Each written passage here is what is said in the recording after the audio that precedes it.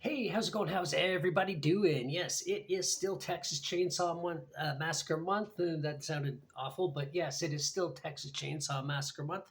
And technically, well, not today, yesterday, because it's now after midnight. And when you see this video, by the time it's all posted and everything, it'll be well after midnight and well into later today. But yeah, so yesterday, the 18th, was officially Texas Chainsaw Massacre Day. And the reason for that, for those who do not know, is because it is the August 18th is the day that the Texas Chainsaw Massacre movie actually takes place. Um, Not the real story, because there is no real story, but hello, Lemmy. But but yeah, and also coincidentally, it is Terry McMinn's birthday on August 18th.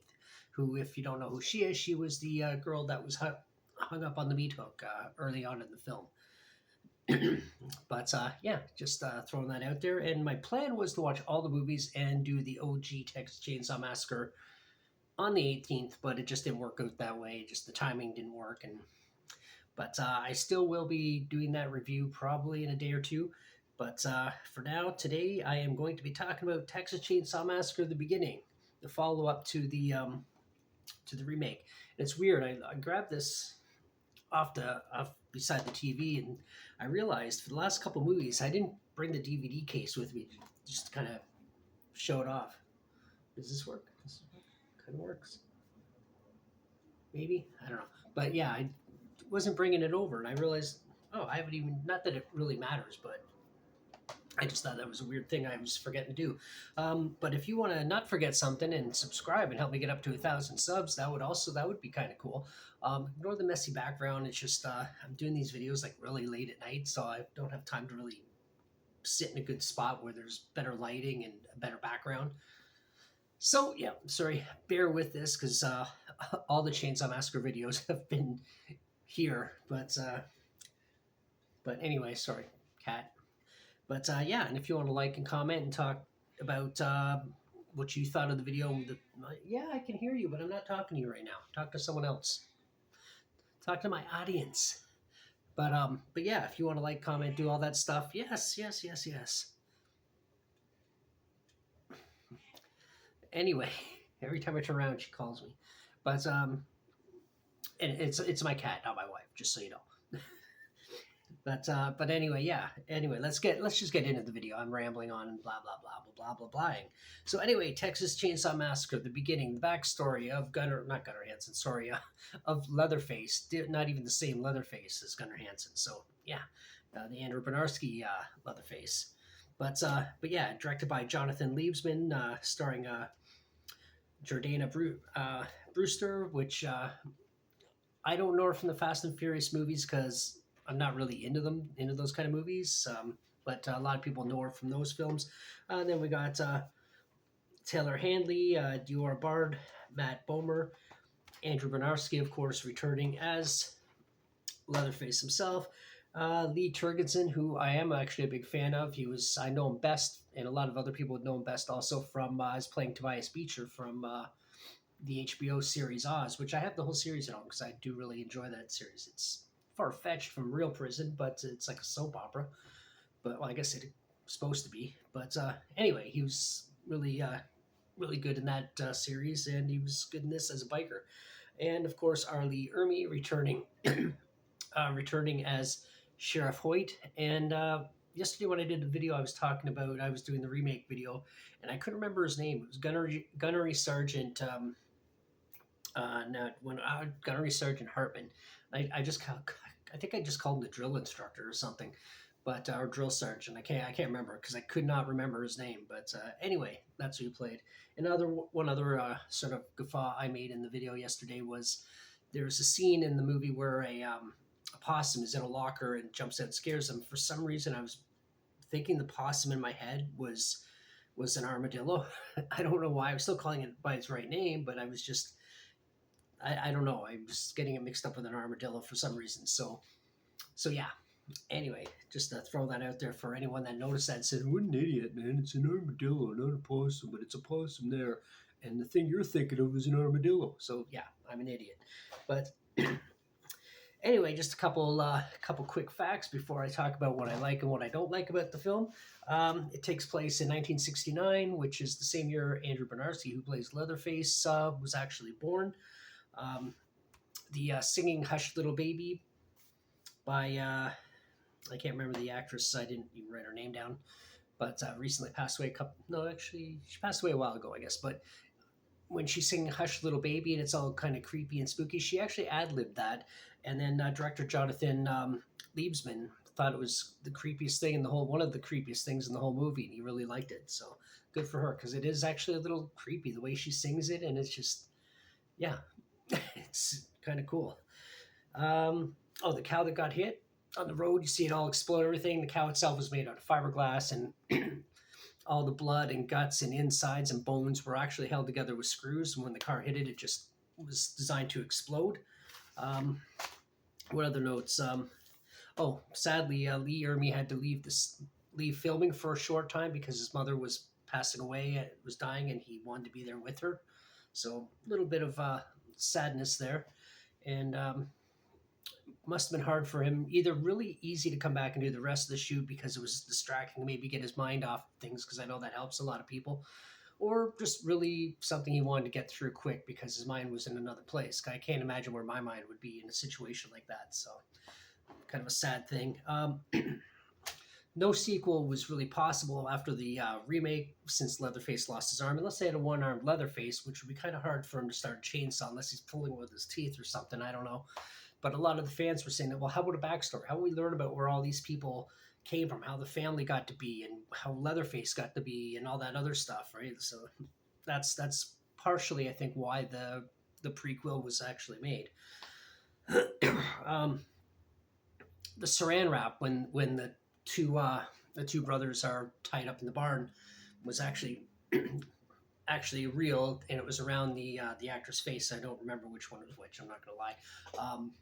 It was around his face, and Lee Ermey was a little bit concerned, so he made sure that there was a hole, like small holes punched in it under the chin, so he could, to help him breathe a little. And then if it got a little bit too intense, they would ask him to knock his knees together, so as a signal, like, okay, let's, can we take this off now? I've had enough. So anyway, my throat's all dry. Um, but yeah. Anyway, here's a couple things about the movie I didn't like. One thing I found it to be, it was kind of a bit of a checklist in terms of how things happen. How did the guy lose his legs? How did Sheriff Hoyt lose his teeth? Where did he get the car? Where did he get the uniform? Like, it was just like, okay, that's how this happened. That's how this happened. That's how this happened. Where did Leatherface get his first mask? And that's sort of a forgivable one, because that's something you always want to see anyway, because where did he get his first mask? And it is actually a really good scene in the film. So, but I'm not saying I didn't like that. I'm just saying it was sort of came off as a bit of a checklist. How everything, uh, everything happened. Only I'm losing my voice here, and I got another video I got to do too. Um, yeah, was there anything else in that one? No, in that part. The biker attack, I found holy shit, what is wrong with me? The biker attack, I found a little bit Hollywood cliche when they're just driving down the street, and then the bikers come up, roll up on them, and just start attacking the cars and kicking their car for no reason. Now, I know a few people that have ridden. I don't know. I don't hang around with like Diamond Patch clubs or anything like that.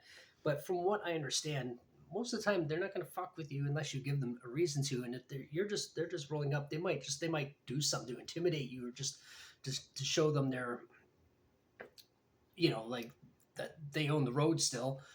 They might do something, but they're not. I don't think they're just going to start randomly attacking your vehicle unless you have something written on the vehicle they don't particularly like or agree with. But I don't know. It just seemed a little bit Hollywood to me.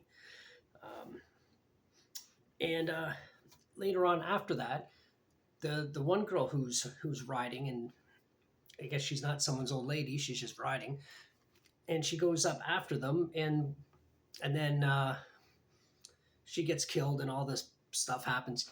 Where did the rest of the bike club go? I mean, Lee Turgeson's character did show up after, looking for her, but they just sort of disappeared. And even when he shows up later, they're brothers. fight clubs don't do that. They would stay united. They would stick together. One person goes, the rest of them are going to go with them. They're not going to just, okay, see you later. You go fuck with these people by yourself, and we're just going to chill here. That's not really how it works. I know enough about it to know that that's not how it works. So that was a little bit questionable, I guess. But again, it's a movie, so you kind of take the good with the bad. Why did he cut off the guy's legs? I know he shot him in the leg, and then he's freaking out. Oh, there's going to be an infection. So his way of curing that was to have Leatherface saw off his legs. It just made no sense to me. I guess they just needed a reason for him not to have legs. So it was just kind of like it didn't make any sense to me. But whatever. But I do like the reaction after. Like, why did you do that? Like they were panicking, and it was just even they were like there was actual fear in the scene. So they did a good job acting it. It just seemed weird that they would do something like that. I found that the cast didn't look of that time period. They looked too modern. Their haircuts, their style, the way they just did not look like they're from 1969. They looked more like they're from maybe the late 80s to early 90s. So, but I mean, it didn't take me out of the movie. I wasn't like, oh, I can't watch this because they look too modern. No, it wasn't like that. It's just, but just from looking at the wardrobe and things, it's like they did not look that period, at least to me. And the one thing that did bug me a lot is at the end when Leatherface pops up out of the back seat. I hate that cliche. It's been overdone. It's been so many movies. Like it reminded me if you've ever seen the film Slaughterhouse from the 80s, which is actually a pretty decent film. It's very reminiscent of the Texas Chainsaw Massacre, in fact. But it kind of ends the same way, and it's just kind of like, how did you get into the back seat? How did they not see you in the back seat? You're this big hulking person. It's just, I just hate when that happens in movies. It just bugs me. It's that, and when a cat jumps out of nowhere and goes, wow, stuff like that. It just, I don't know. But the things I do like about this movie, again, Arlie Ermies, every scene he's in, he is in charge of that scene. He owns the character. He has your attention when you're watching the movie. You're not bored. He is not boring. He just owns every scene he's in. And it's just his intensity is, and again, it's just like in the first one where you're kind of on edge. What's he going to do next? Because he's so unpredictable. He's so unhinged. You never know what he's going to do, what he's going to say, how violent he's going to be. You know he's going to do something fucked up. And you just don't know when and exactly what it is. And just his intensity and just, he's just so good in this role. Much like in Full Metal Jacket, he just, again, just owned that role. So every scene with him is outstanding. The whole scene in the basement where he's removing the face and the girlfriend, his brother's girlfriend, I guess, was hiding underneath the table, and no, it was her boyfriend. Sorry, my mistake. But yeah, she's hiding under the table, and so I'm making sure I got that right. But anyway, it doesn't matter who was who exactly. But she's under the table, all the blood coming down, and he's just cutting the face off. He just killed him, and she's got to be quiet to save her own life. And then he sews up the mask, he puts it on his face. It's just a really good, intense scene. The gore in it is really good. It's not crazy over the top. It's believable, and it's just so grimy and dirty.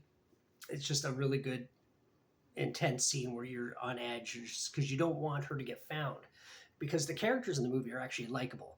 You got a lot of movies, which I'm going to mention when I talk about Texas Chainsaw Massacre 2.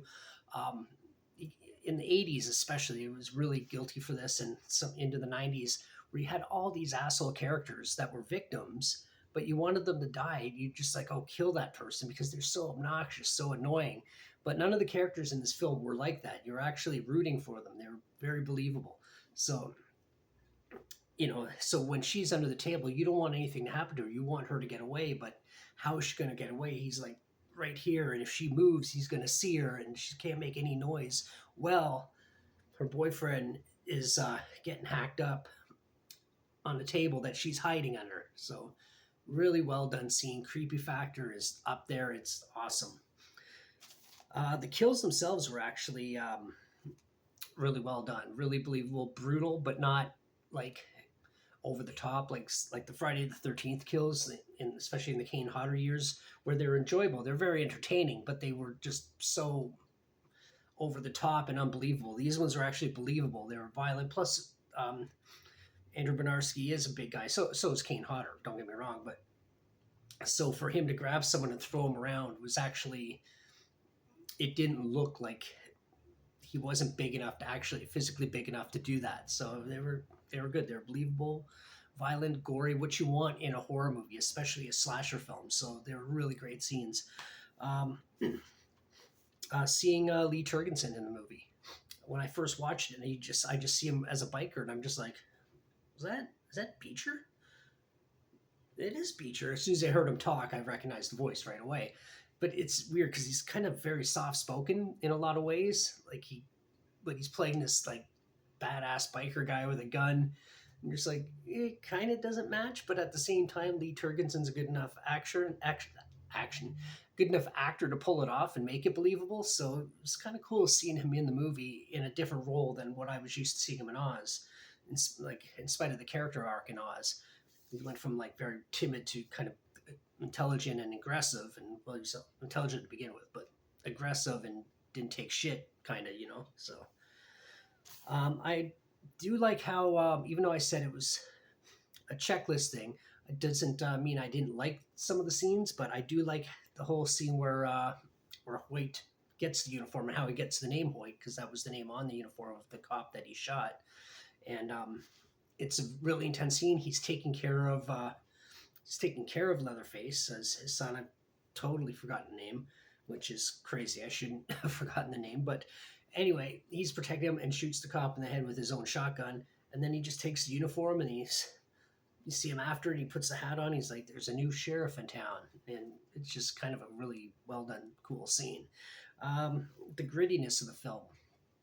It's dirty. It's grimy. I mean, it doesn't look anything like the original Texas Chainsaw Massacre, like that really raw footage kind of looking film. But it's just kind of what you want to see in a scary movie. You don't want it all clean. You don't want it all pristine, like it is in the beginning of the movie when the main characters, the teenagers rather, they're in a hotel, and it's supposed to be clean and nice and pretty looking, I guess, versus when they get to the farmhouse or get to the mansion or whatever it is, the house, and it's just dirty and gross and scary.